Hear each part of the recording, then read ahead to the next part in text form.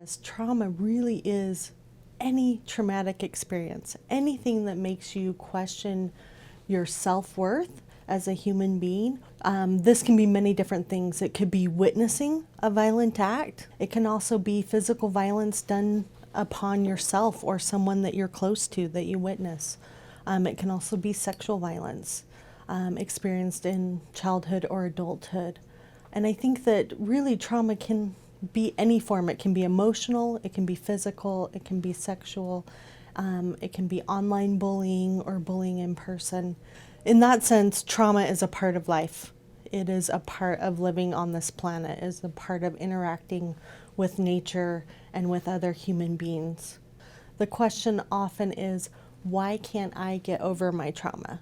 I'm not the only one who's been abused. I'm not the only one who's been bullied.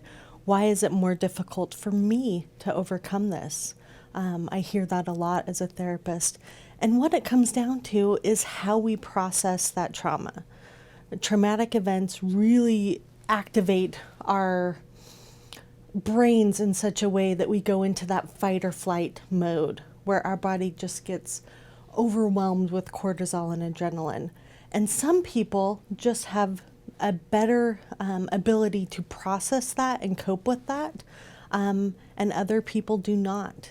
Another important thing about trauma is that these traumas live with us our entire lives. And so sometimes we may have had a trauma in early childhood that doesn't become problematic for us till later adulthood. Maybe there's another similar event and now this is becoming a problem.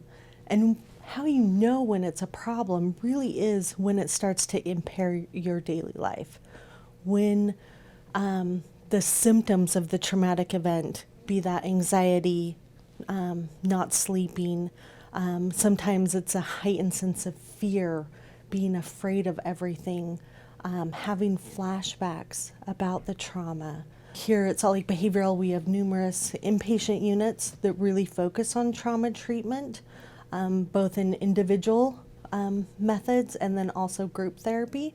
And then we also have intensive outpatient that does an excellent job. Really, it's sharing your story. I think that's once you can share what happened to you and have others experience that compassion and empathy, then it's almost like a sharing and connecting, knowing that we all have trauma, but we keep our own trauma and our own failures so hidden that being able to share that with others and connect is very healing.